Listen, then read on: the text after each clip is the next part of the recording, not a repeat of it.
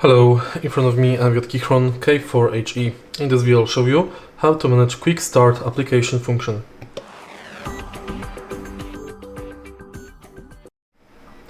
In order to set up Quick Start function for this keyboard, firstly go to Settings of the launcher and Quick Start.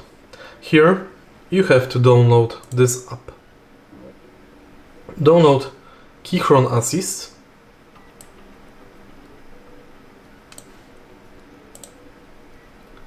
and install this app.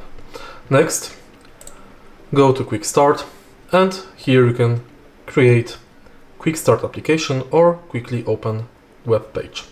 In order to set up it, select Create and Add App.